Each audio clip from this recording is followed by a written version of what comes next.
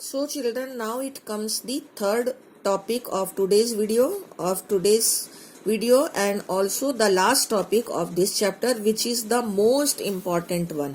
इसी टॉपिक के ऊपर 5 नंबर का क्वेश्चन बनता है and it is the most important topic and this is what infertility. Infertility का मतलब है if some of the couples cannot enjoy the parenthood or they are infertile due to any of the reason like sperm count is less or ova formation is not taking place or death of the sperm is going on, so there are, or fallopian tube is blocked, so there are so many reasons by which a parent or you can say couple cannot enjoy the parenthood. So that for that there are various methods are there which can assist the infertile couples.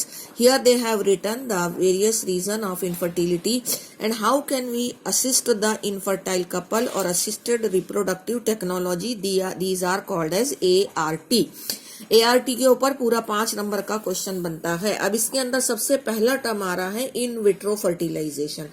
IVF it is called as. In vitro fertilization का मतलब होता है कि if the fertilization is not possible in natural condition or in the fallopian duct of the female, then that fertilization can be performed outside the body in the laboratory condition and that fertilization is called as in vitro fertilization and this is called as test tube baby generally.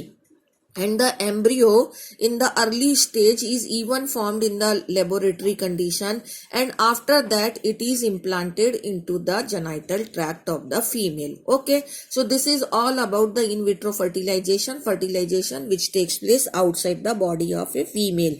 And then embryo is formed in the early stage and then it is implanted into the female's body. अब उसके base के ऊपर इसके कई type हैं. तो इसका इन vitro fertilization का पहला टाइप होता है जिफ्ट. जिफ्ट का फुल फॉर्म होता है zygote intra fallopian transfer. Very very important term. इसकी एक ही लाइन के अंदर ये डेफिनेशन है जैसे ऊपर बताया कि इफ द फर्टिलाइजेशन, इसको इसके साथ जोड़ना है, ये नहीं कि सिर्फ एक लाइन में खत्म हो गया, पहले ऊपर वाली बात लिखनी है फिर ये लाइन आएगी कि if the fertilization has taken place outside the body in the laboratory condition, after the fertilization the zygote और अर्ली, या तो जायगोट की स्टेज में ही उसको इम्प्लांट कर दिया है फेलोपियन ट्यूब के अंदर, या अर्ली एम्ब्रियो यानी अप टू 8 ब्लास्टोमियर स्टेज में या जायगोट की स्टेज में फेलोपियन ट्यूब में उसको ट्रांसफर कर दिया जाता है फीमेल के. This is called as zygote intra fallopian transfer. Okay, this is one thing very important. अब दूसरा आता है इंट्रा यूटेराइन ट्रांसफर. अगर 8 ब्लास्टोमियर से ज्यादा का स्टेज हो जाता है एम्ब्रियो का, if as it is written more than 8 blastomere, अगर मोर देन 8 ब्लास्टोमियर हो गया तो उसको फेलोपियन ट्यूब में ट्रांसफर नहीं करेंगे. Then it is to be transfer in the uterus and that is called as intra uterine transfer. If more than 8 blastomere is there then it is to be transferred in the uterus and this is called as intra uterine transfer. Okay, this is one term that is called as what? IUT.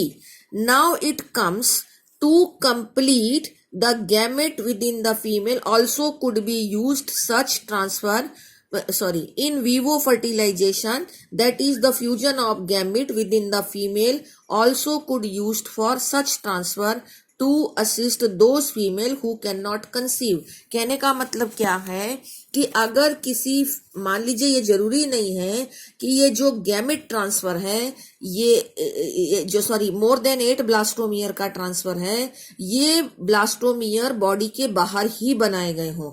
ये blastomere किसी और female की body में बने हुए हो सकते हैं.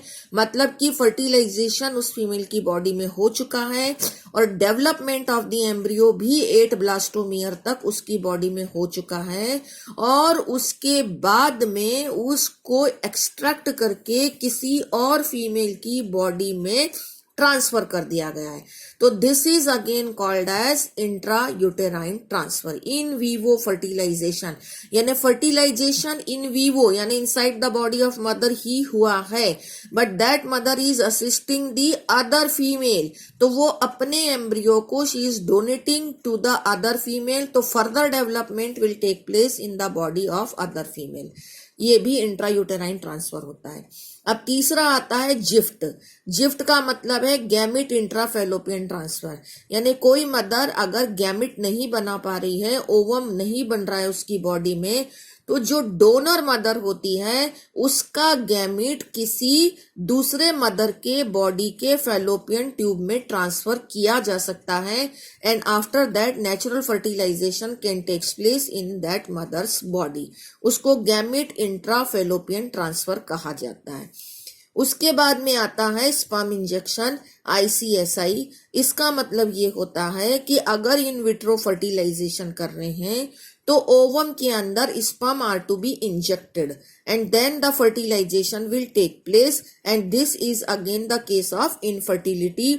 जो इनेबल्ड होते हैं, अगर मेल पार्टनर का स्पर्म काउंट कम है या उनकी डेथ हो जाती है स्पर्म की, तो इन दैट केस किसी और मेल पार्टनर का स्पर्म भी किसी फीमेल के ओवम को, अदर देन द हस्बैंड का भी स्पर्म दूसरे फीमेल के ओवम को फर्टिलाइज कर सकता है।